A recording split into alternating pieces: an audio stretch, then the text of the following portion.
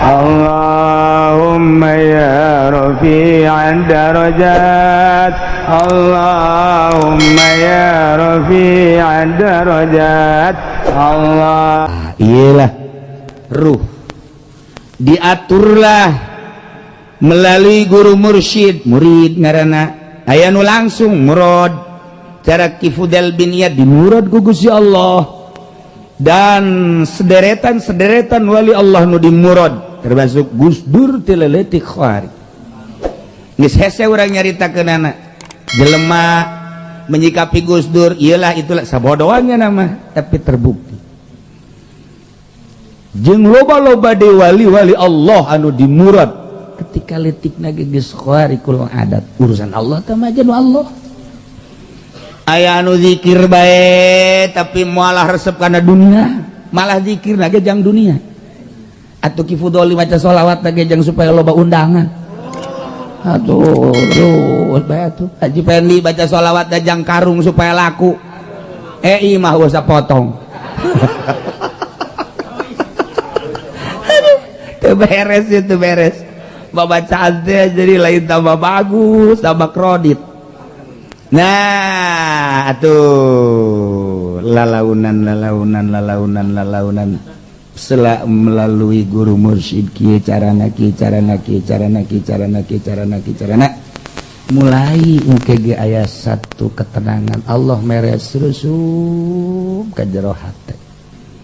Diawali ku menyikapi dunia ternyata hiji ayat nu nyaritakeun dunia teh mulya kabeh mataul gurur, kabeh dunia teh tipuan wa mal hayatud dunya illa mataul gurur. Selalu kitu-kitu ad-dunya bahrun amiq qad gharaqna nasun katsir. Dibacakeun ku khatib ittaqullah, khatib Jumat tukang khutbah ittaqullah wa'lamu. Sial tak khatib turun khutbah yang dibayar kan goblok tak khatib je di pondok tarolol kabeh gitu nyana nu ngomong wa'lamu ittaqullah wahara tak khatib atuh ieu na ge digetruk-getrukkeun ku nyana naon gara tungkadna truk ittaqullah wa'lamu. Sial tak khatib na dunia bahrun amik kun gharaqna nasun katsir. Dunia bagaikan laut anu ngerem, loba jelema nu kakerem ku laut. Eureun khutbah minta duit. Eta kiai deui goblok. Deuk iraha tuh bener eta kiai. Nyana nu khutbah jana nu hayang. Kukula pernah dipidatokeun marah ka kula. Kiai nu hayang dibayar teh kuari kitu lo ka dieu kuari. Disobodo atuh aing mah. Butuh teu aing ka sia. Di akhirat sia ku aing ditunjuk sia. Ye parang sana. Aja orang pacar musuhan padahal mah teman nafsu nah pedah kula tadi bere-bere seperti mah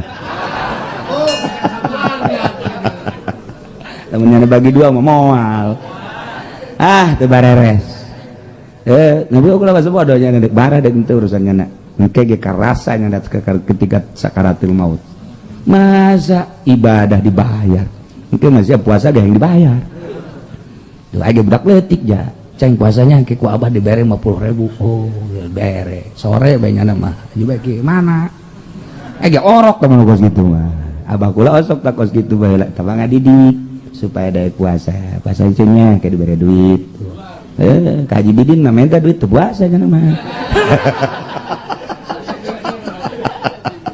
duit teh dicokot ku jasa nah ngadidik bisaan kolot mah bere supaya daek doang kayak gitu mikir ka kolot dagun masa minta baik nanti lamun aya khotib minta duit orok teteh seperti mah hampura kiai nusuk minta duit asan itu aing balik atuh ulah ka nyahoan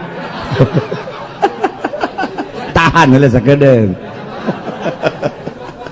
aduh ya Allah ya Rabb masyaallah atur supaya murni. Setelah diatur jadilah waliyun min auliyaillah waliullah. Cik Tuhan Syekh Abdul Qadir lamun kula sadetik henteu inget ka Allah anggap kula lain muslim. Oh harap Tuhan Syekh Abdul Qadir Syekh Abu Hasan Az-Zazili mun kula sadetik teu inget ka Allah anggap kula ieu kafir. Leuwih dahsyat ngomong. Ku sebab naon? Ku sebab geus eueuh jasa hahalang. Selalu jeung Allah ka mamana atas perintah Allah, atas gerak Allah. Cek Abu Hasan Az-Zazili hese neangan hahalang di hate kula. Di teangan ka mana bae jeung di mana bae hese aya hahalang.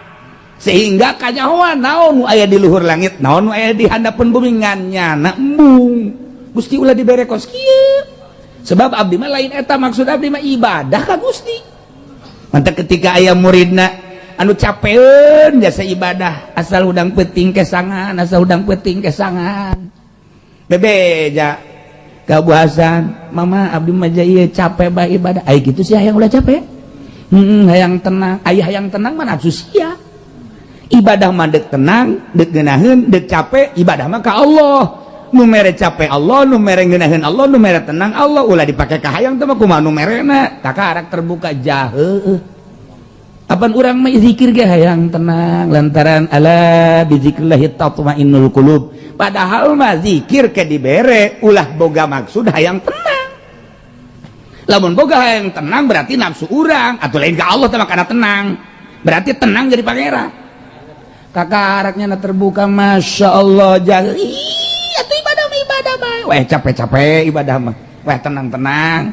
Ja ibadah sia mah kitu asal boga duit be tenang. Asal teu boga sama geus akur bae pan.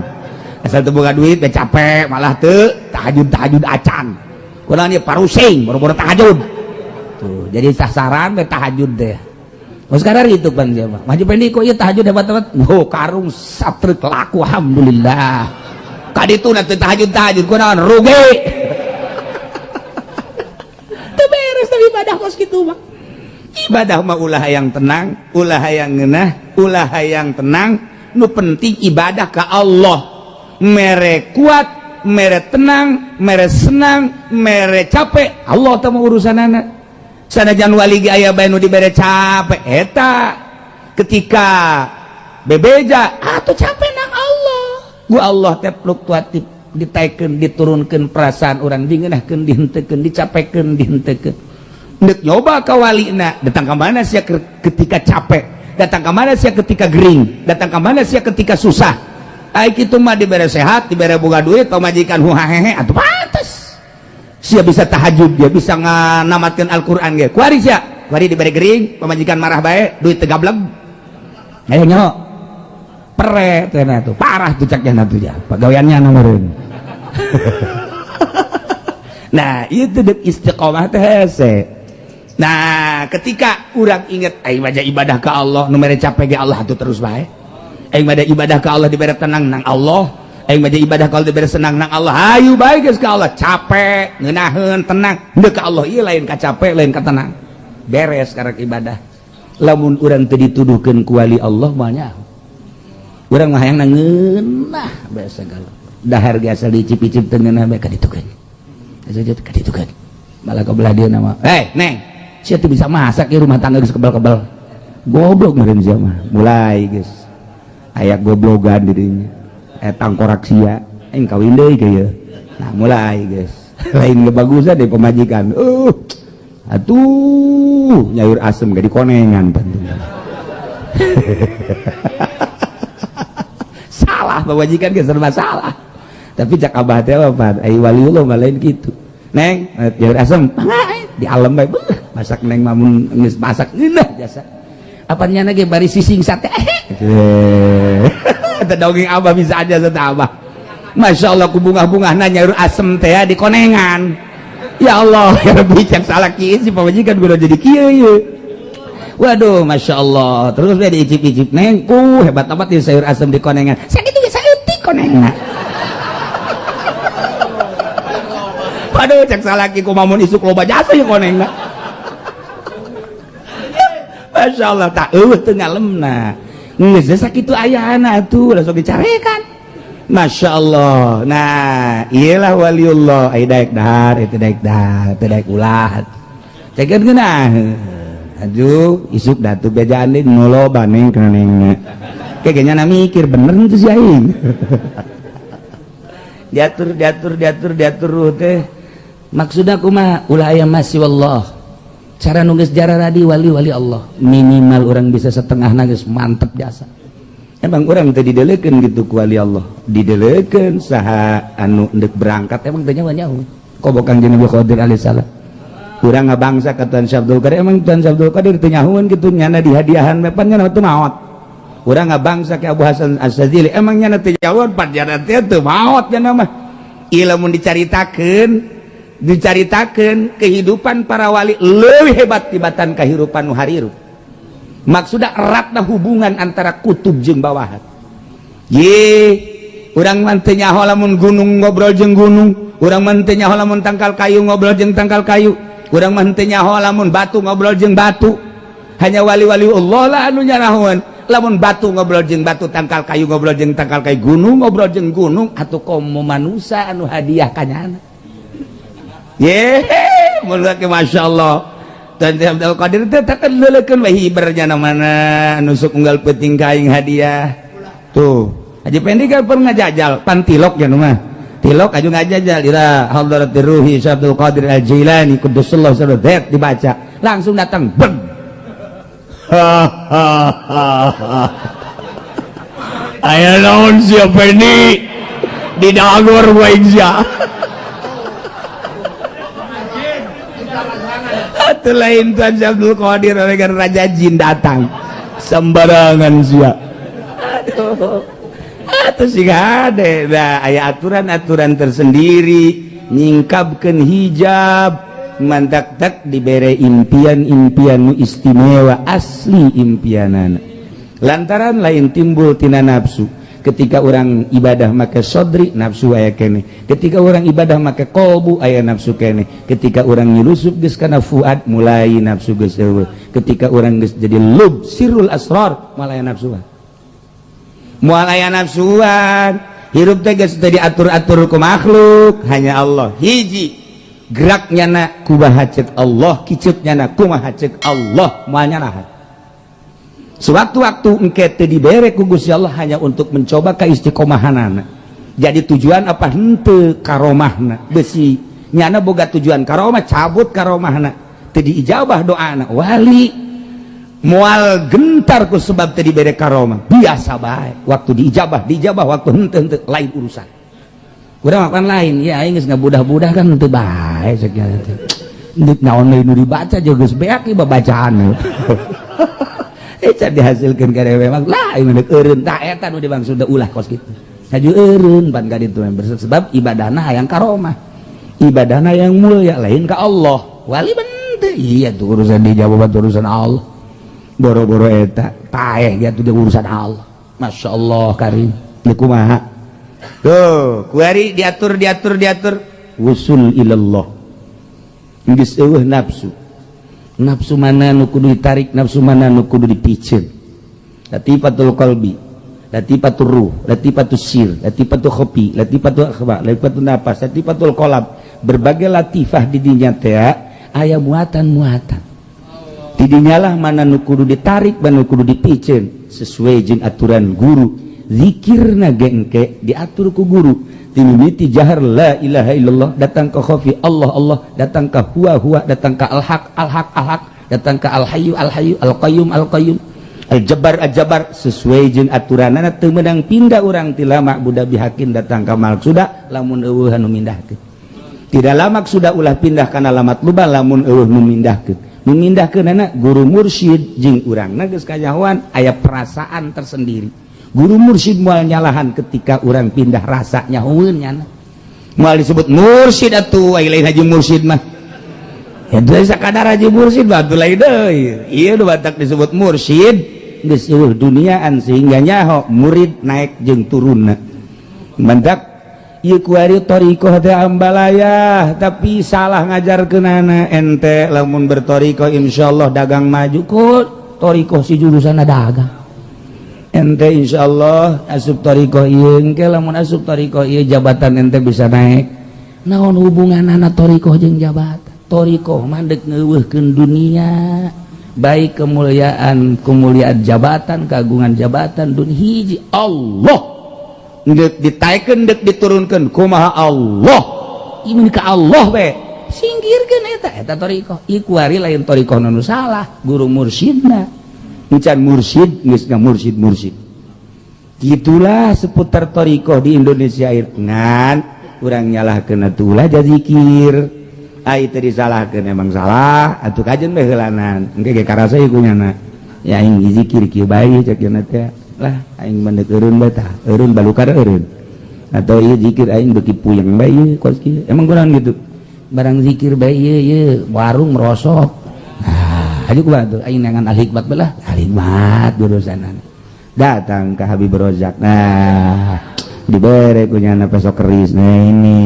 ya insyaallah lah katanya ya di keris ini bisa miber nih oh ya kalau dialungin hatuh geus kos kitu tah diatur truk Masya Allah karim hiji nu kadeuleu Allah digoda ku dunia teh digoda ku jabatan teh digoda ku berbagai nikmat teh teu hiji Allah ti dieu geus boga kanikmatan nah sakubara mari diangkat jadi wali Allah ieu kan di dunia geus tah urusanna kamari hirup sorangan sadajan babarengan zahirna qalbuna jeung Allah sadajan zahirna jeung bupati jeung gubernur tapi ieu qalbu jeung Allah sekalipun jeung presiden atau sabaraha jalema zahir ieu tapi qalbu jeung Allah berbeda engke bakal langkah-langkah anu memang menikmati dunia jeung teu menikmati dunia urang bodoh biasa bae tapi nya mah teu melu sabodoh jelema ieu nu penting dirina jeung Allah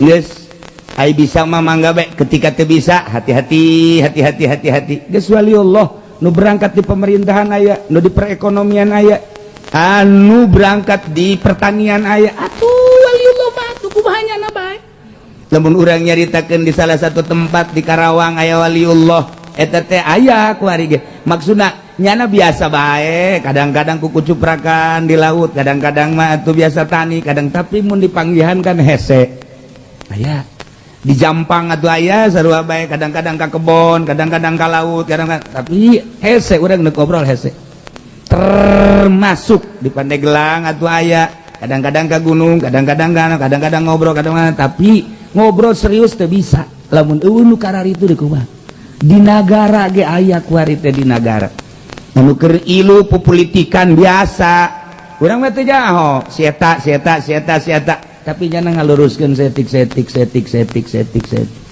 atuh mal kanyahoan kurang kuari hayang boga sumur caina supaya keluar kan kudu digali heula aing ngagali kan kudu bobolokot atuh waliullah ge keur ngagali cai herang teh tuh bobolokot kadeleuna ku urang bobolokot amat bobolokot jangan takut nanti udah keluar air baru tahu atuh kos kitu pemain mah tuh urang maneureuna sananaha atuh teu nyaho jiganan urang mah boro-boro jadi wali cinta ke kawali henteu eta cenah jarah ge lain cinta wali cinta duitna urang mah tuh jaya keuntungan sabeus sabaraha pun geus dihitung bae guyana teu eta kan urang lain cinta wali eta mah urang cinta etana nah berangkat geus jadi di akhirat kuari mah wa amaribuhu fil akhirati keuntungan di akhirat masyaallah fa huwa fil jinan surga lain di akhirat di dunia geus ngarasakeun wali mah surga geus ngarasakeun lamun Tuan Syabdul Qadir sering dikiriman rampadan Abu Hasan Asadi Imam Mursi Ibnu Athaillah kan kaget ketika muridna kalaparan keur zikir teh lantaran 40 ting teu dahar teu nginum aya nu pingsan geus pingsan ya nyana kan ngalirik we ka luhur ya Allah ya Rabb kebel set datang kan kasaksian tabah dahar ini kumaha aja sahanu mawet kan di mah Haji Pendiman aya gareuh geus aya di mejanya dahar pada kemana ini orang cocodot daratan itu kan beda jengel bekawalian tuh kan itu mah daratan gimana cocodot berit cucurut memang sebangsa ieu cenah wajeng berit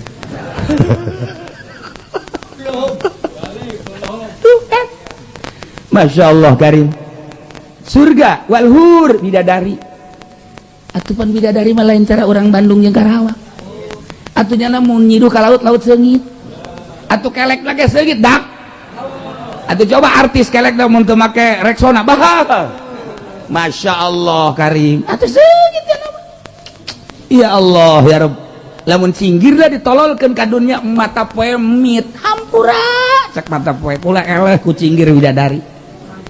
Cah mata poe mundur mata poe. Mundur mit lah hampura cek yana. Anu dek lumpakanna sagede Haji Pendin teu sudi aing mah. Atuh teu sudi numpakan bidadari potongan kos kitu. Teu cak urang cak Allah mah teu mangga bae. Atuh teu aya nyangakeun sadaya-daya. Ulah wakahayang sia. Pikiran heula ibadah lah. Ieu walur ya Allah ya Rabb. Wal kusur. Wih istana gedong. Atuhan batana ge lain buatan Cisoka. Bata buatan Cisoka mah koreng kahujanan jadi tanah. Sial ta Cisoka. Ya Allah ya Rabbi. Ieu batana ge tina zabarjud. Pinten permata. Masya Allah Karim. Ieu tajang wali-wali Allah wal gilman, pengladen-pengladen sekitarna. Anu ngaladenan urang hayang naon ku padahal teu perlu diladen tapi jelema gede kan diladen. Wal asribah berbagai minuman. Geus puguh kopi, geus puguh susu, geus puguh arak, geus puguh minuman-minuman luar biasa deh. Sagala kahayang minuman aya kabeh. Ya Allah Karim. Sairun ni'am. Jing berbagai kenikmatan-kenikmatan fi jannatin ula wa hiya jannatul ma'wa, yakni surga ma'wa aya segala rupa. Dibere bidadari seorang 70. Masya Allah encan bonus-bonus. Ya Allah bukaan ku urang ayo guys urang di luhur beuteng mah ayo pindah ti beuteng ka beuteng ti susu ka susu. Ieu di surga mah capek. Capek jeung parawan deui. Masya Allah Karim tah nu mantak waliullah mah geus bebeakan teu hayang sama sakali kana dunya engke bae di akhirat. Lantaran ku ari ku urang kabong di tayangan ku urang dunia datang ka urang eueuh himah ngaji, eueuh himah ibadah. Ieu kan urang berarti loba hijab. Tinggalkeun eta deuleu surga heula mimbitina surga heula. Kabelah dituna ge teu hayang ieu surga. Allah leuwih nikmat jeung kabogoh daripada jeung bebereanan. Urang dibere kue cincin ku kabogoh, kabogona urang jauh dideuleu ku urang. Kue cincin ge diciu buat lain di dahar lain. Masya Allah, neuleuh kue cincin teh asa bobogaannya na. Masya Allah. Aduh teh bobogohan tolol aja saya tak. Atuh kue cincin di minyak misi kana naonan. Nikmat dol besar witina anu ngiriman kue cincin dibalangkeun. Teu hayang aing naon anu bogana. Geus mandang bibirna kue cincin geus eueuhna naonan. Memandang senyumna kue cincin eueuhna naonan. Kukorbankan segala-galanya untukmu. Nyawaku kuwakafkan untukmu. Budak. Tolol jasa ta bobogohan. Masya Allah diterik matahari terasa sejuk ketika aku bersanding denganmu tanpa harus ada payung engkau sudah menyejukkan hatiku. Masya Allah gombal.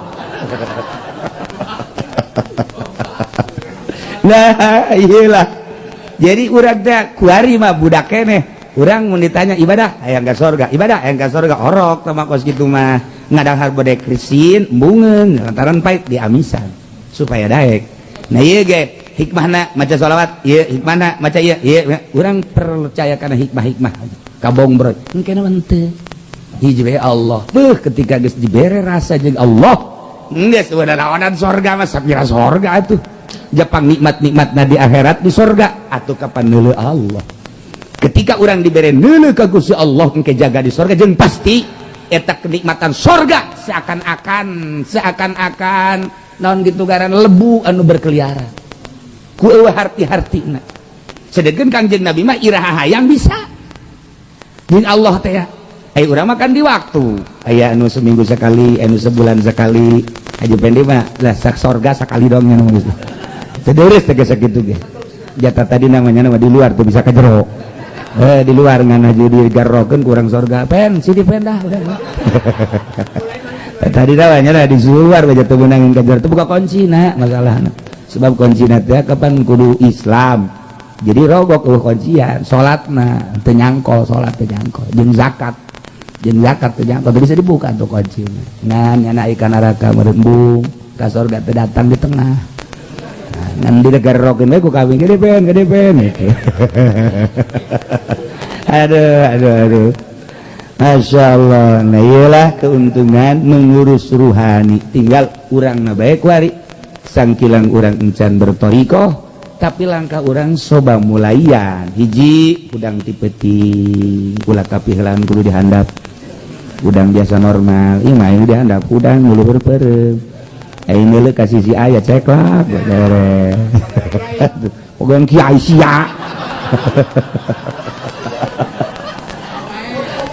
Masya Allah karib tadi wudu sanajan 2 rakaat sebab salat 2 rakaat tengah penting anu ngaran tahajud deh lebih bagus tibatan dunia jeung eusi terang lamun inget kadinya ngarenjak lamun teu salat Masya Allah 2 rakaat lebih bagus jeung dunia jeung eusi ya Allah ya Rabb rugi amat atuh lamun teu 2 rakaat aca geus dibejaan kitu ge teh coba ge penting aya eueuh coba ge geus dibejaan ge komo teu dibejaan mandak wa bilal laili fatahajjad bihi nafilah. Masya Allah guys diangkat jadi wali teh la yazalu abdi yataqarrabu ilayya bin nawafil dengan nawafil seakan-akan fardu sebab lawan neuleuh Allah cek Allah sia ngagawean sunah geus kos fardu bae tu komono fardu geus maneh kekasih aing hatta ahbab ata uhibbuk sehingga aing cinta ka anjeun sunah bae kos fardu maneh atuh komono fardu urang mah fardu teh geus dianggap sunah geus hese jasa zuhur ge dingkeng hiji jeung asar asar kadang-kadang waktu subuh geus istiqomah jam 7 aja kieu Allahumma hadi dicak anak da kok duha si pake kunut abah mah berat sahna jadi pamimpin aya 10 nomor kahiji kudu muslim sanajan di negara eta campur aduk lantaran hukum nu paling diakui tindakan nu paling ngeunaheun ialah tindakan-tindakan Islam maka tesah fala tasihu tauliyatu kafirin tesah ngajadikeun pemimpin seorang kafir cing hade baik pemimpin nomor hiji raja presiden tawa gubernur bupati camat ulah datang ka kafir doraka nomor kedua kudu mukallaf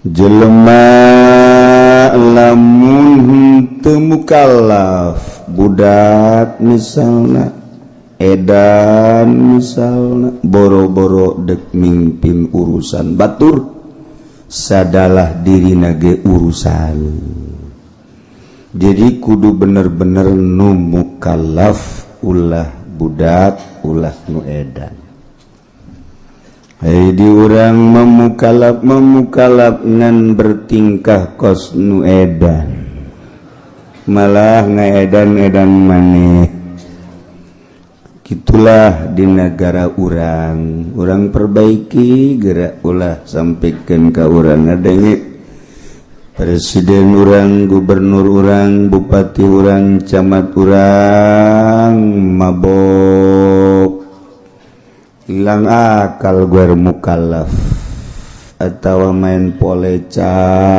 budak leutik pan main poleca atau main langlayangan mobilan eta ngaranna budak leutik geus aya lurah camat anu bertingkah budak leutik mending ditalian bae make dadung diseret ganti kudu mukallaf Nomor katilu huram kudu merdeka di urang masalian merdeka kabeh merdeka. Nomor kaopat zakaron kudu wong lanang aja wong wedon ge sirama mengkonon. Wih ditumbas saking umroh ge den pilih wae wedon ge siapa boloon aja gewi iki anak kiai-kiai yang wis den umrohaken merene iku gemblong itu wis ya aja den tengok-tengok ya anak wonge iki siapa jenengannya kiai wis iku mah dan rahasiakeun ge saya mengkonon we gedelengnya maring kiwa wae ge aja ge antengen gak ono ge aing kasurupan Jawa Serang ye aja wong edon ya dosa iku widi mengkonon sirang ya wis yang wis mah wis bae ya dan isi barakan bae aing bener tante tuh si bahasa halo usir kiai bisa bahasa Jawa santri di dieu tah aya urang Jawa kronjo ono mau kono Serang ono ai peuting teh nya sok ngobrol ku yang didengikeun ai ge sok aja yang seuri guguran melumpat masih kadengen ku nyana aduh cek nya aing telok ngintip meureun maksudna neulehan ge mana nu keur ngaji Quran mana nu keur wiridan didengikeun wih akeh mah yang ngobrol baca celaton bae ya kudu lalaki jaloba keneh atuh lalaki teh liat taparrogo wa yatamakana min mukhalatatir rijal supaya leuwih laluasa campur gaulna sebab kegiatan teh aya nu di lapangan di kantor di majelis di pondok pesantren di masjid ketika aya kegiatan di masjid endi ki bupati we nipas kan orang etis iku masa ana bupati nipas wih orang enak itu kerungune widi aduh ieu tereh Jawa kadinya tah kadieu tah deukeut tah nah lain kerojo tah ieu tah ya putat ke belah ditu teh rajeg kasedek-sedek be Jawa nya Sunda urang rajeg mah bahasana Jawa kasedek Sunda itu tidak tadi bahasa bahasa Sunda.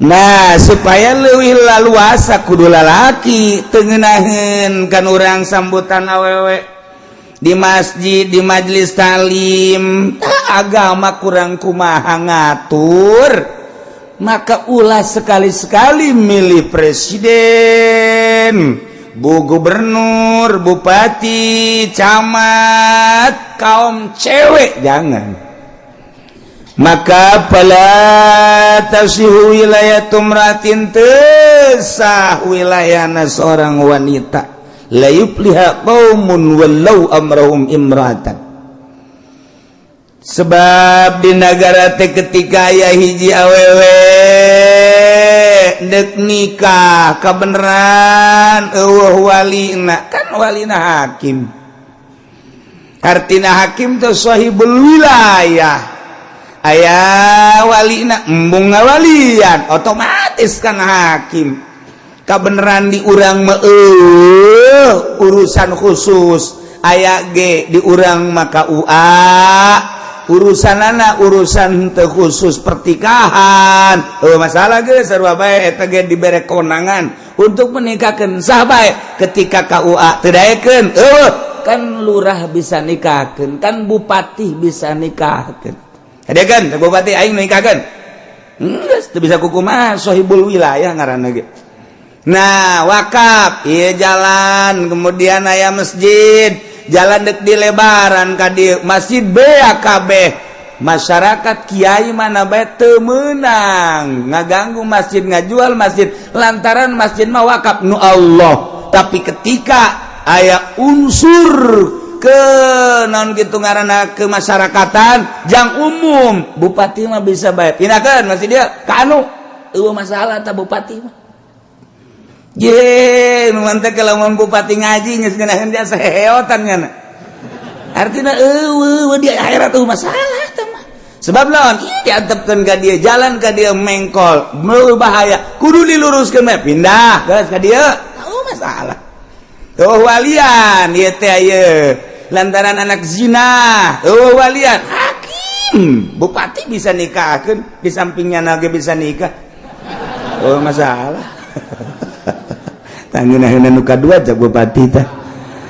Nah, sakali deui teu fala tasihu bahasana lain lalagan fala tasihu.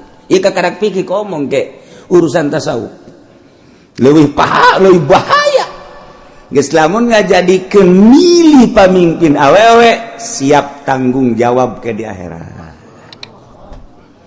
Ih, lalala aduh cenah kamari di umroh ke geus gantian deui ka ditu duitna Assalamualaikum salam kita urut umroh kamari hampura tah ieu mah dek dibalikeun deui bae tapi dek dipenta deui kukula hei cak atut sia tah aing mah edan cak kiai teh urang duaan aredan kabehan yuk cek ulah pala tasihu wilayatum desa wilayah na awewe wilayah khunsan wandu banci tesah sanajan jelas sifat kalalakianana tesah lantaran loba urusan-urusan anu kudu diputuskeun ku pamimpin kudu ditangani ku pemimpin urusan-urusan keagamaan nomor keempat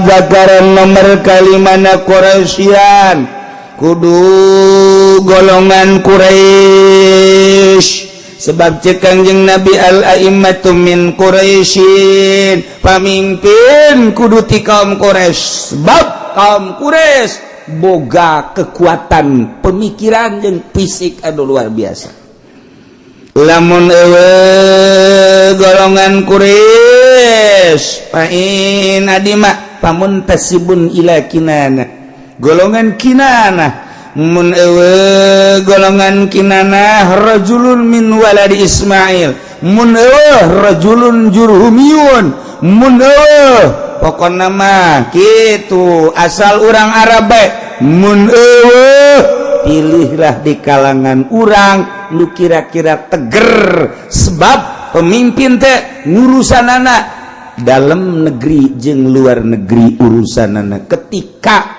urusan perpolitikan kalut nyana neuk diserang ku negara luar kudu siap segala rupana pemikiran anak fisikna bila perlu nyana jadi komandan perangna kan lamun kuru mah kuru.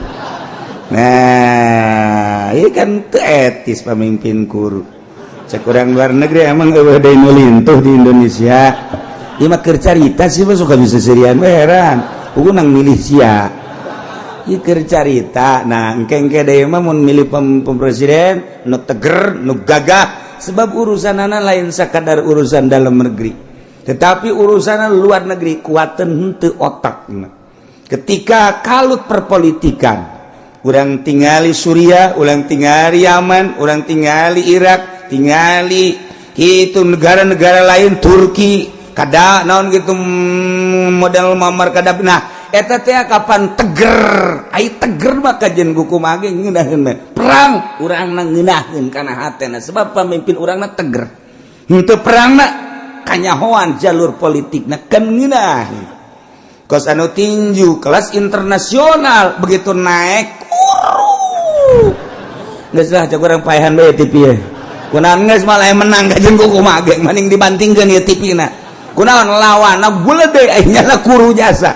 ieu mah teu kudu main tinju geus diudag-udag ge di udag-udag paeh teh heula ieu mah eta kan kos kitu da ieu pamimpin teh lain lalagan leuwih tibatan eta emang kumaha gitu mendak kudu bener-bener anu boga turunan Quraisy teh maksudna mah boga turunan adu mencara kotok naon eta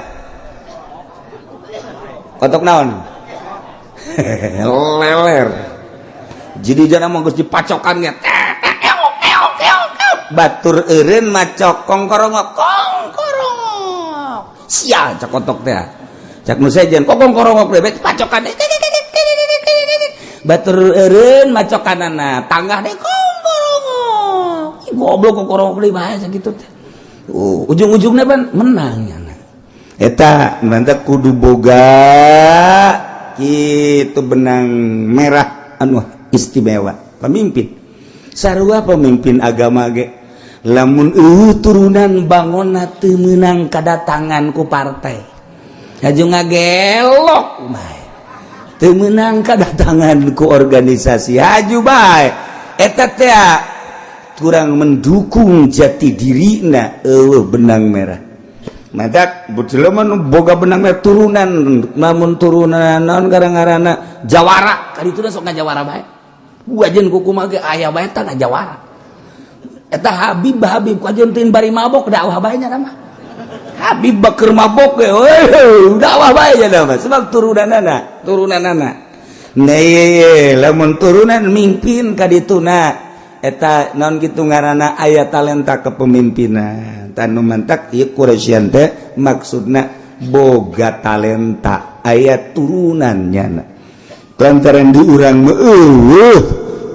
bangsa keturunan model Quraisy kinana Jurhum dan lain sebagainya geus bae teangan jalur anu teger jang memimpin sebuah negara baik Imamul Azam nomor 1 atau gubernur bupati deuleu urat-uratna ulah sambarangan kadeun hebat tapi teu boga urat moal beres kadeun kumaha tetep kudu nu boga urat kepemimpinan nomor kagenep adlan kudu nu adil lantaran lamun teu adil mah engke rakyat reaksi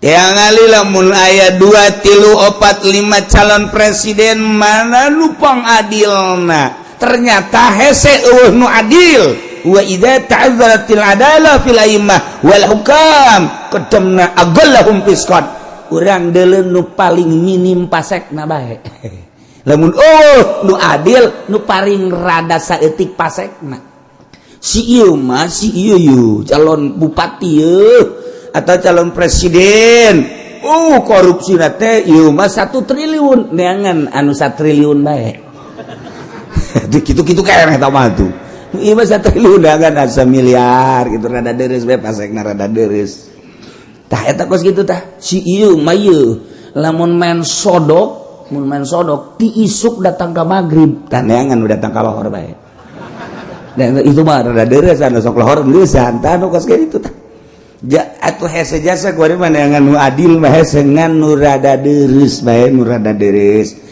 pilih kurang kengke deui sing ade lamun urang calon presiden maksudna deuk menang deuk eleh eta mah urusanna sabodo tapi urang teu kadorakaan ka di akhirat boga dalil urang kunaon sih mantek milih eta anu kunaon sih mantek milih eta anu kunaon sih mantek milih eta ye engke di akhirat kan ditanya di akhirat ditanya kunaon sih milih si eta si kuru si blusukan kunaon eta ketemu bakal ditanya emang kumaha gitu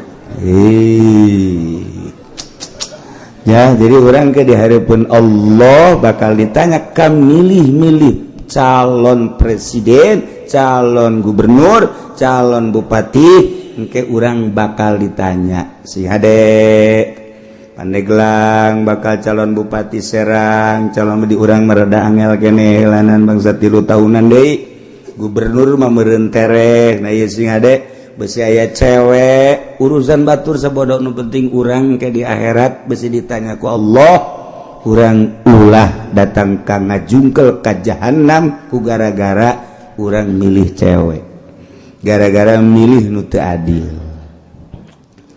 Sabihan nomor ketujuh kudu mujtahidan, jelema ahli ijtihad berarti pinter, aliman mujtahidan, supaya nyana nyawan kana hukum-hukum jeung urusan manusia. Ketika aya nu patali jeung hukumnya na geus boga pemikiran sorangan, sebab pinter tanpa menta pemikiran-pemikiran kanu sejen, walaupun nyana menta pemikiran tapi nyana hanya untuk mempersamakan atau jang nyoba doang. Kumaha ieu coba bawahan aing, nyana geus boga aturan sorangan, nurutkeun cek Al-Qur'anul Karim, nurutkeun cek hadis Kanjeng Nabi, kaul ulama. Jadi bener-bener nyana teh boga wawasan urusan keagamaan. Ngeunaheun kena nu patali jeung politik nyana geus boga wawasan, patali jeung perekonomian nyana geus boga pemikiran, nu patali jeung budaya nyana teh geus boga aturan.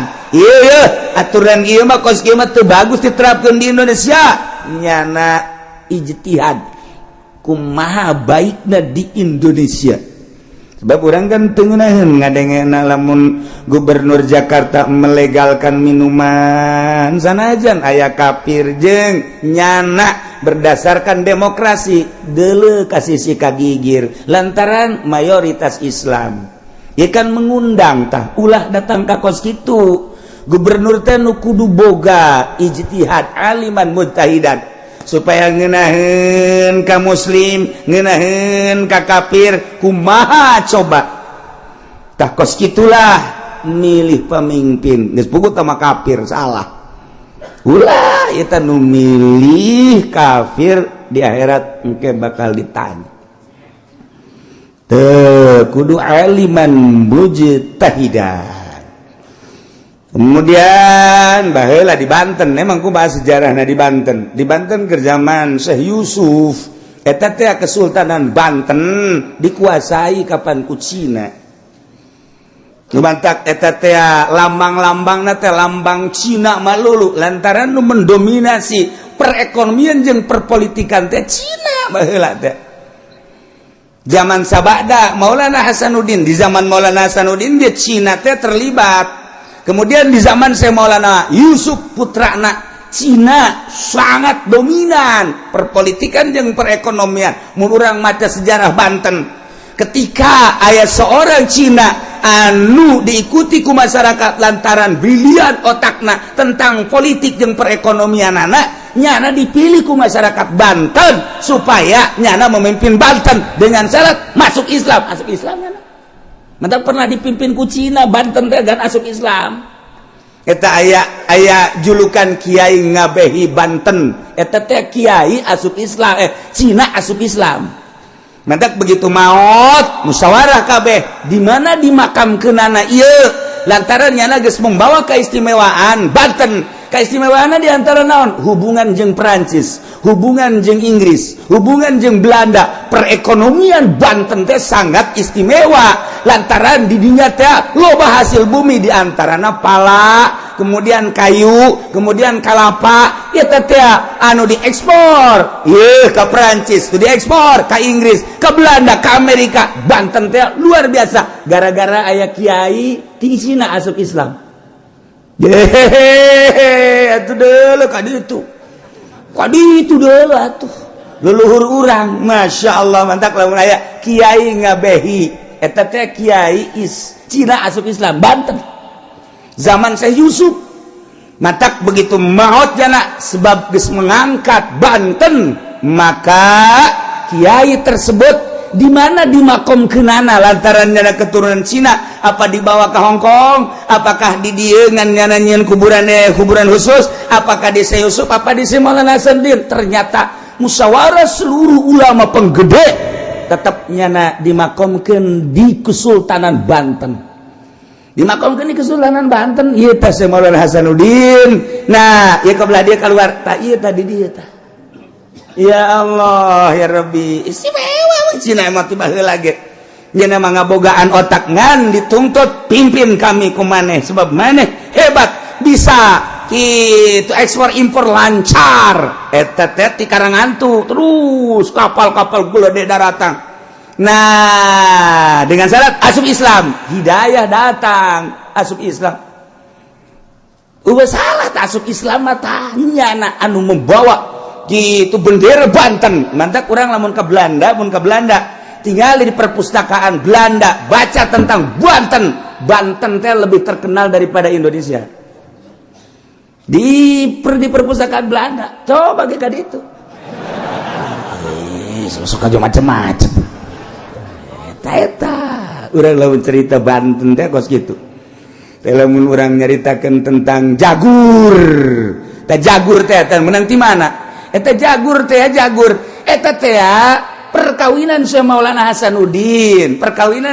Hasanuddin putra daripada Syekh Syarif Hidayatullah dihadiri ku salah satu wali sanga. Begitu dihadiri Raden Patah ge harita teh hadir. Begitu hadir ieu naon ieu bingkisanana. Nah ternyata wali sanga memberikan bingkisan papanganten jagur. Bom teh bom. Tuh nyama eta bingkisanana bom cenah Hasanuddin. Lamun hayang nyawa sakalana si jagur teh eta sok di hareupeun Banten teh di hareupeun masjid. Eta Banten ya tilu ngaranna ge. Tilu tadi ngaranna kan urang terkenal dengan si jagur. Aya bintangan 9 di hareupna. Bintang mun kurang dideuleu. Sok gara deuleu ge kuari ke perpustakaan. Itu dideuleu ku urang. Nah ya bintangan 9 bintangna. Tadina 7 besi saliru jeung bintang 7. 9.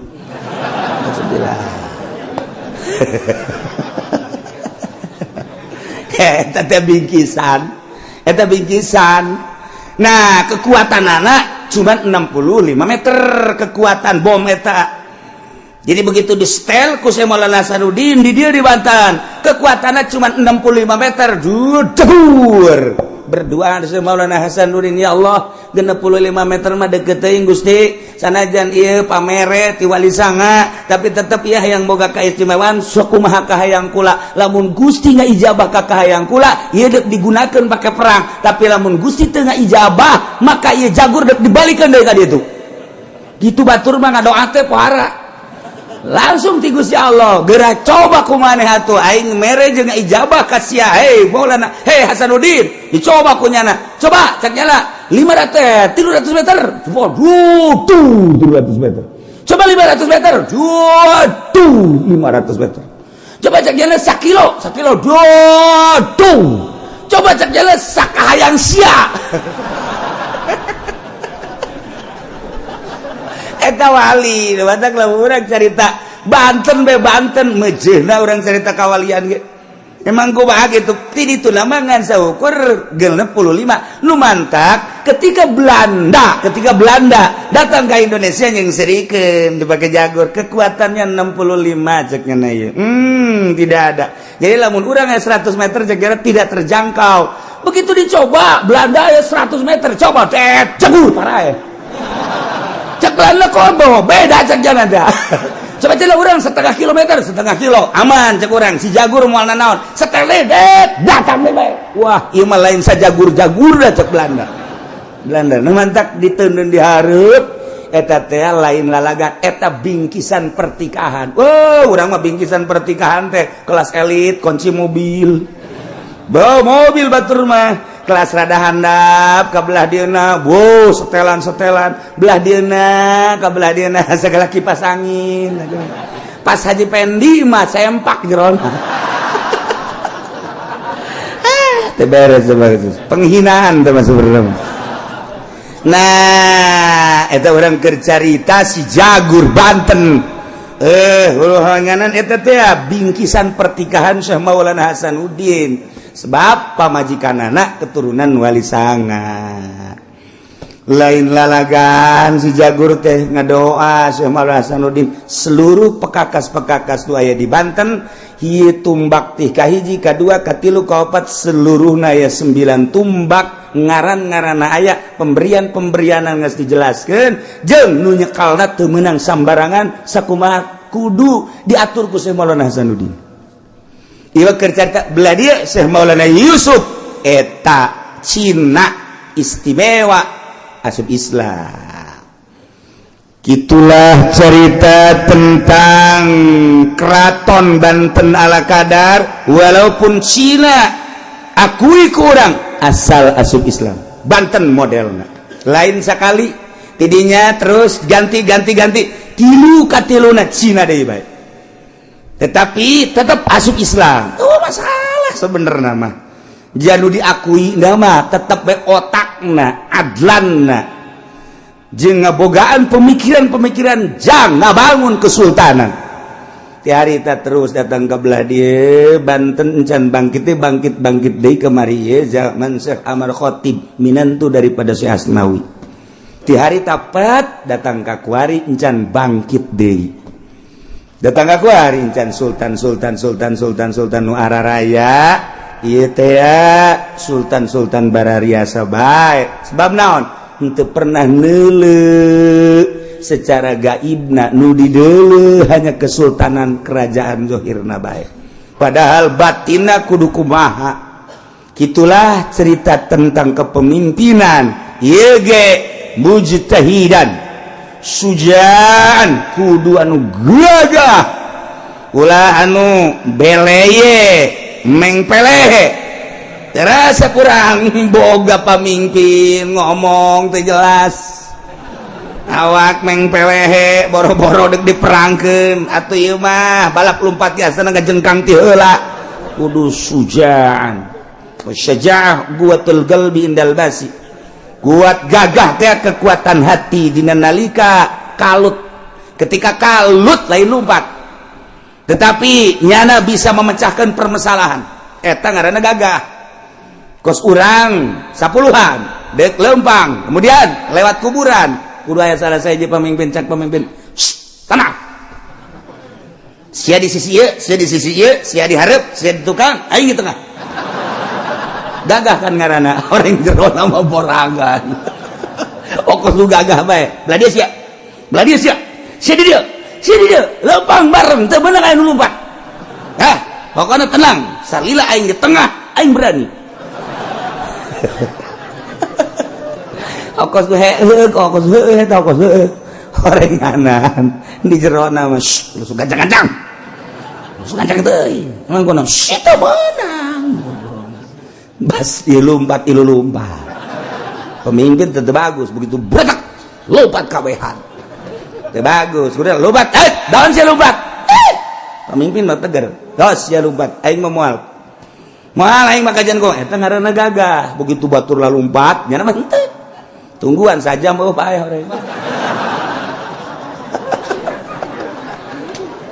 tahu urang teu resepan boga babaturan urang ge lamun boga babaturan teh model naon bae sok aya bae tah nu gagah jeung bisa mecahkeun resep.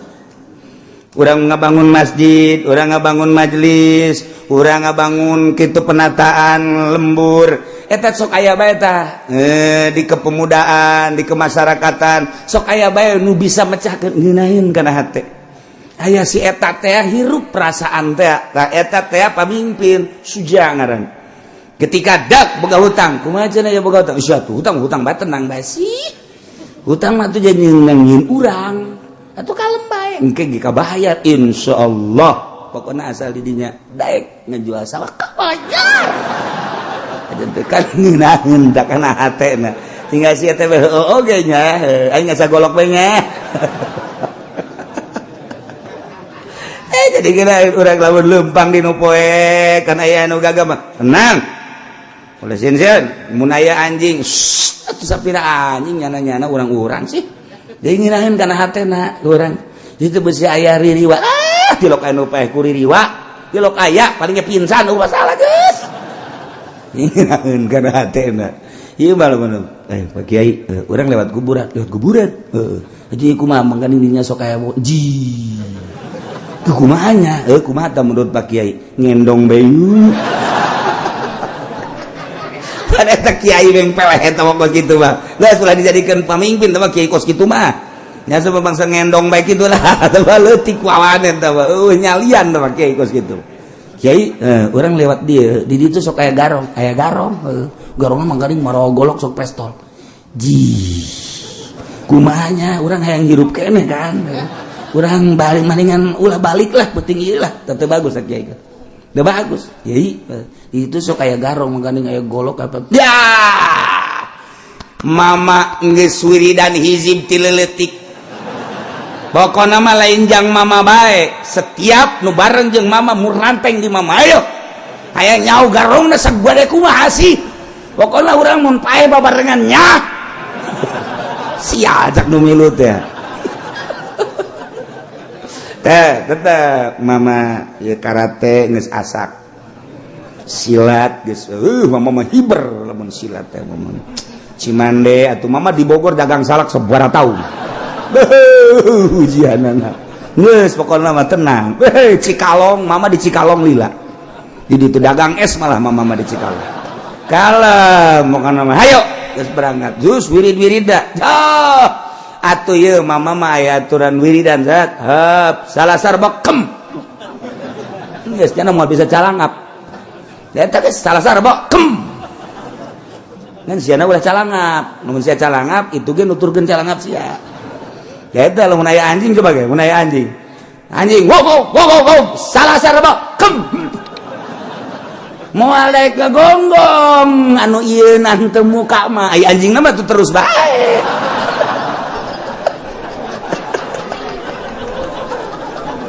aduh eta kolot bisaan kolot eta cek abas ya lamun aya anjing ngagogok geus bae salasa rebokem geus ya ulah muka pokona mah moal ngagogok kajen kumaha ge bener urang mah nu moal ngagogok aya anjingna mah tuh terus bae ngan make wirid heula atuh aya babacaana naon cenah babacaana a'udzubillahi minasyaitonir rajim bismillahirrahmanirrahim qala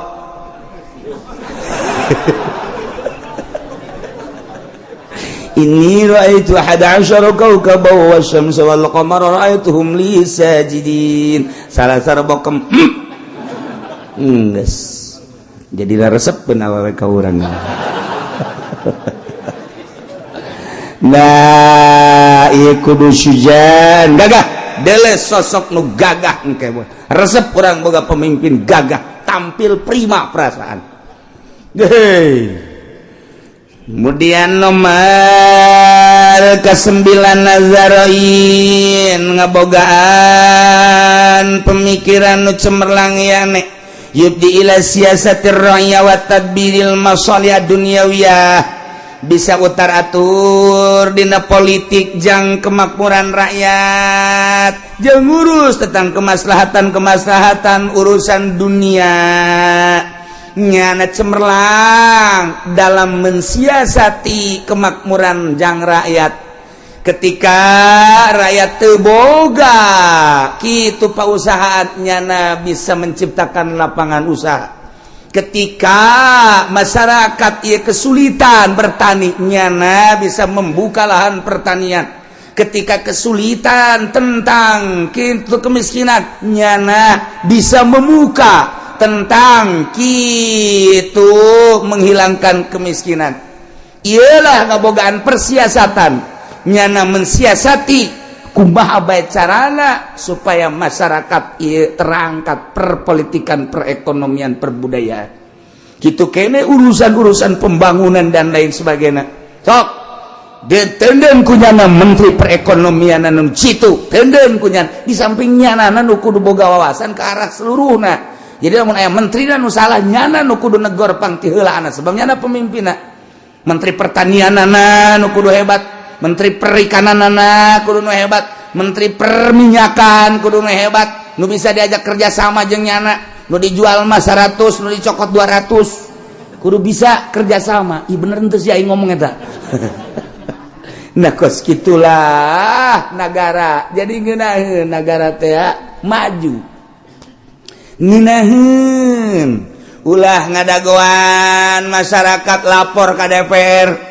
lapor aya naon ye jalan di Pelakan Cau ulah datang ka kos kitu coba hayangnya hoja duit ambalayah jasa coba dok laporan aya kemacetan di itu ulah datang ka demo ke DPR memecahkan lagi geus teu barerecus wari mah coba tuh jakabehan ge nya naho ieu kumaha ieu cara mengenangani kemacetan bila perlu di jalur atau 2 jalan teh lamun masih kene 2 masih kene hese kene bae macet kene bae di tahap kurang teh jadi aya tahap hiji tahap 2 jalan teh kos imah bae kos gitu jadi kurang teh itu disusun jalan handap ieu jalur jalan truk ieu paranti mobil angkot ieu paranti kos itu jeung kula malah menjadi bupati bisa sih bener lain sombong lain bener saya mau bangun yang serikeun ka aing lamun endek ngabeberes negara karasa ku masyarakat ge jaheueuh ieu pamimpin urang kajenting loba nu ngomong ge engke ge aya realisasi jaheueuh okos WH teh kajenting diomongkeun tapi nya nama kerja rapikan sanajan kasalahan jeung kakurangan loba tapi masyarakat deuk ngomong naon jalan asal rusak hadean kantor anu lamun rusak hadean pendidikan mana teh gedungna hadean deuk ngomong naon coba hayu deuk ngomong naon sarean ngomong coba jahe tungtungna kan masyarakat ge nya ngomong mah ngomong bae tapi berangkat coba ge tapi kan aya rasa sanajan kasalahan jeung kelemahan mah teu loba mun dibongkar mah anu teh tapi kan masyarakat dinilai ayalah realisasina jalan-jalan bae mah baragus coba nu kuari teu di kota teu di kabupaten komo di kabupaten mah bisa melak cau jadi empang segala rupa duit dikamanakeun eta teh nu mantak urang ngomong kos kitu kan nang milih urang mun aya mah kurang ditejekel ieu ngetarang heuy sia nang milih aing goblok dikira digawena sia itu kitu kan urang ieu tuh aing tanggung jawab jeung negara aing lain negara sia emang negara sia ieu cek aing kitu mah coba pimpin ku sia ka dieukeun emang aing hayang cek nya aing teh hayang meureun aing asa leuwih berat tibatan sia ke ge ieu bakal carita urang kan lamun meluapkan nurani urang kabeh kari itu kan cuman terpendam bae boro-boro urang sebagai rakyat nu teu nyahoana naon di tubuh birokrasi pemerintah ge ngaromong kieu amat sih perbandingkeun nyana jeung si anu kok kieu amat ngan nyana teu ngomong bae sieun bisi diturunkeun jabatanana dasar ondok kabehan makana urang makan keur ngaji milih pamimpinna engke nu rapih gecek kula mangke tahun hareup lamun deuk milih bupati deuleu ke calon aya sabaraha hiji bupatina bener-bener boga wawasan mun eueuh ulah aya bupatian ini daripada acak-acakan mendingan deuleu engke kieu bae tuh cenah kiai kuari mah kiai bae coba ayeuna deuk nyalonkeun sa tah lamun kitu aing boga calon Haji Pendi asana negara acak-acakan kabeh kita daragang karung kabeh mah penasehatna Ki Pudoli sarwana atuh henteu pan aing anu nitahna tetep aing geus ulah kitu kurang jadi Megawatina kitu negara teh kos lalagan negara si eta jadi presiden nu ngatur si itu kumaha lalakona ieu negara urang bisa jadi kos kieu ya iyalah negara urang negara cemen tungtungna mah gara-gara naon ieu tazaruin coba nu ngabogaan pemikiran nu brilian sehingga bisa mengatur siasatir rakyat wa tadbiril masalih dunyawiyah sehingga nginaheun karasana ku rakyat aya panyalindungan. Kemudian nomor ke-10 nusa dijadikan pemimpin teh zasamin wa basarin wa nutkin ngabogaan dedengian anu sampurna mun presiden torek ke hese usulna tuh sebab lu torek boro-boro ngomong heuai pajar nanya lu torek pokoknya itu udah berhadapan di torek kurang heuai tapi itu caknya heuy pugu aing heuai eta ulah datang ka kos kitu tah Nah iya kudu ngabogaan dedengean sampurna sebab naon nyana ngadengekeun mun RI1 mendengarkan jeritan rakyat se-Indonesia sebanyak rakyat Indonesia kuari sabaraha 250 juta lah kertaro eta kadenge kabeh jeritan di provinsi anu kabupaten anu nyana ngadenge geus nyana ngutus sebagai itu tangani dan lain sebagainya kudu boga dedengian ieu mah bangun kos dutu boga dedengian teh kitu kos bangun nyurudug bae kumaha nyana bae ulah kitu pemimpin mah basor boga dedeulean sebab kadeuleu kemajuan kemunduran nanti ketika Gus Dur diragukeun karena buta terus tarik ulur antara boleh dan tidak dari seluruh partai. Begitu Gus Dur dicek ke dokter, ya kalau memang Gus Dur buta tidak boleh jadi pemimpin di Indonesia. Oke, dokternya teh kira-kira anu ngecek mata Gus Dur lain dokter Indonesia, dokter di Amerika dicek. Begitu dicek ke dokter ternyata neuleuh Gus Dur. Cek dokter tidak buta. Ya udah cek Gus Dur kalau jadi buta ya gak apa-apa. Padahal aslinya kan buta. Eta wallahu alam kumaha eta. Mata kabeh kan bingung kan, tarik ulur kan sebab Gus Dur tuh buta. Masa pemimpin kita buta? Akhirnya dicek kan, kalau memang buta, saya jangan jadi presiden. Cek pakai dokter Indonesia, cek. Nggak sulah pakai Indonesia sebab dianggapnya kerjasama Indonesia. Luar negeri, Amerika. Langsung di Amerika dicek mata Gus Dur. Cek dokter Amerika tidak buta, dia melihat. Cek Gus Dur ya gak apa-apa, saya apa dia yang blond ceknya dan gitu kan cek Gus Dur dia itu kekawasan Allah wallahu alam nggak kumaha meureun beres dinyatakan oleh dokter dari Amerika bahwa Gus Dur itu tidak buta. Ya udah kalau nggak buta berarti sah kan. Iya, wayah lempang dituntun. Urang dibere lucu bae zaman Gus Dur mah. Datang ke Amin Rais ge gideug. Amin Rais puyeng, Amin Rais kan ngaulahkeun teh Amin Rais jadi presidenna. Gus Dur teh ulah teh sebab buta. So konsul sama dokter coba. Dokter udah diteangkeun deui ulah eta dokter cek Amin Rais. Untuk cek ulang dokter di Jerman. Coba dokter di Jerman cek ulang. Pakai alat. Begitu pakai alat bagaimana dok? Normal. Cek Amin Rais isi dokter bloon kabeh. Hasilnya normal. Tilu dokter luar negeri. Geus jadi dalam negeri mah aya adina keneh Umar Wahid pandeta teh adina dianggap henteu sah tah mah lamun make dokter pribadi mah. Geus pokoknya dokter luar negeri, dokter Amerika, dokter Jerman, dokter di Singapura menyatakan Gus Dur tidak buta. Lempang tungtun. Wallahu a'lam.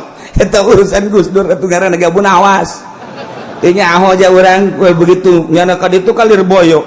Kula kan di ditu aya. Langsung nyana isuk-isuk turun di kapal terus pidato. Begitu pidato anu kulah yang seri. Coba lihat katanya di halaman 2 Kompas halaman sekian. Saya baca tadi di Kompas, nyana bisa maca di mana? Ulah seserian bae eta si Gus Dur kumaha sih? Kededegekeun we. Nu sebenarnya buta apa henteu teu wallahu a'lam. Kos kitulah ahli-ahli Allah mah. Ya Allah ya Rabb. Mantap kula sok inget ka eta teh eta. Aya jelema nu kamari didongengkeun teh nu diangkat jadi wali. Begitu kawin jeung hiji awewe pas magrib isya awewena ternyata bopeng. Buleude bopengna. Gede bopengna begitu gede ceknya bopeng lain setik sakumaha tai dipacokan ku kotok begitu bopengna poharan aja kumaha nyana itu biasa bae nganti harita nyana bebeja ka pamajikanna hampura nengnya kunaon kakak mah kurang deuleu jadi hampura kakak mah kurang deuleu oh eta kitu ana geus biasa sare mah sare bae kitu lamun pamajikanna biasa nyana maca Quran maca kitab mun aya pamajikanna bae teu petikeun deuleu terus bae salila hirup nyana teu nembongkeun mata deuleu sebab nyana ngaragangan pamajikan bisi pamajikan tersinggung mun nyana neuleu bahwa pipina bopeng geus nyana teh atuh pamajikanna pede bae di hareupeun salaki iya kitu aing teu kadeuleun cenah bopeng ge geus pede bae di hareupeun salaki teh wo bertingkah sangeunahna nyana ayeuna sangeunah teh laluasa lah sebab salaki teu neuleu geus sanajan teu kemedak ge biasa bae lah teh laki teu neuleu ieu eta kumaha eta selama rumah tangga nyana datang ka maot horeng diangkat jadi wali kulantaran nyana nutupan ka isin pamajikan teu kudu di masjid bae jadi wali mah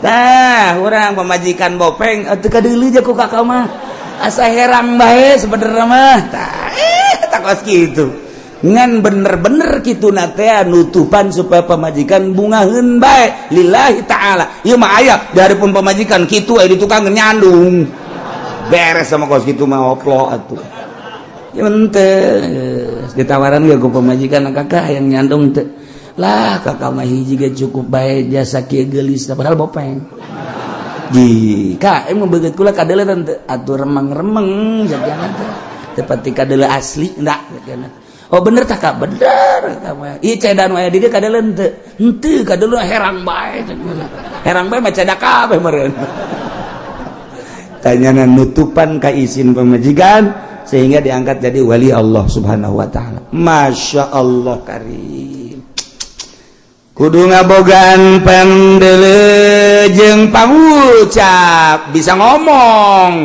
ulah presiden teu bisa ngomong ulah gubernur teu bisa ngomong ulah bupati teu bisa ngomong nu capetang ngomongna jangan bentangkeun tentang kemajuan jeung kemunduran negara terhadap rakyatna untuk menjelaskan tentang cara menaikkan kitu memakmurkan negara demi untuk kemakmuran rakyat kudu ngomongnya kiki dalilna nu mata kiki dalilna nu mata kiki dalilna nu mata kiki nah eta lah kos kitu kuduna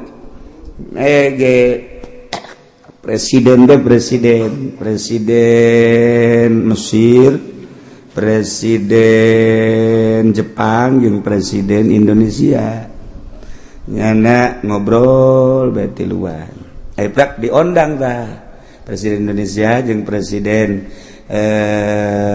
non gitu ngaran Mesir ka Jepang presiden Jepang imahna luar biasa susurian di tingkat 2 aja Masya Allah luar biasa begitu seri ngomong iya bikin rumah oh begini seharusnya jembatan sono itu sampai ke sono tetapi saya potong dulu dah pakai ngebangun rumah ini jadi alhamdulillah berkat jembatan dipotong dulu oleh saya bisa ngebangun rumah iya bagus luar biasa guys kunjungan ke Mesir begitu kunjungan ke Mesir gimana gede deh sarua jeung tadi alhamdulillah saya pun seharusnya gedung yang ono itu tuh dibangun 30 tingkat saya rampingkan dulu 15 tingkat pakai ngebangun rumah ini dulu oh iya bagus pas ke Indonesia imah presiden Indonesia pohara ngomongnya nak ini rumah gede amat seharusnya jembatan ada tidak ada jeknya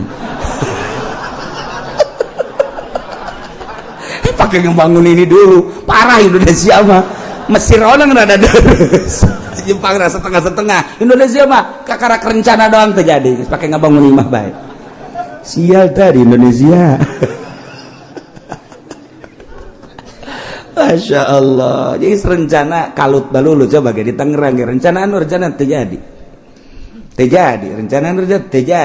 jadi kos kitu teteh anekdotna teh eta teh lain angkula anekdot kos kitu besi pajaran angkula eta teh anekdot cek orang luar negeri kos seperti kos kitu kula di mana sih bisa wah cuma teman nang kiai eta ai bener pajaran aing atuh sabodo tuh ya Allah rencana sejuta rencana teu pernah terjadi di Indonesia sebab eta teh kos kitu daripada dibangun jang rakyat meninjang imah sorangan heula Masya Allah ngayama orang maker ngaji syarat seorang imam seorang pemimpin perlu dikajahukeun 10 balikan deui sebab di urang bakal aya pilkades, bakal aya pilkada, bakal pilgub, bakal pilpres. Ulah sampaikan ka urang di sidang di hareupeun Allah, urang ngajungkel ka jahanam gara-gara salah milih. Hiji kudu nu muslim kafir ulah dipilih. Bejakeun ke seluruh babaturan urang kawau urang. Besi urang kadorakaan. 2 kudu mukallaf.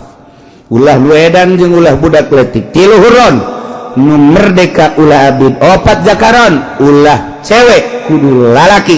Nomor 5 kudu bangsa Quraisy yakni ngabogaan teureuk kepemimpinan turunan. Nomor 6 kudu nu adil. Nomor 7 kudu nu pinter aliman mujtahid. Nomor 8 kudu syujaan gagah. Nomor 9 kudu zarain ngabogaan wawasan tentang ngemajukeun bangsa jeung negara. Nomor 10 pangdenginan normal, pangdeleunan normal, pangucapna normal. Wacan akidul ibadah wallahu a'lam.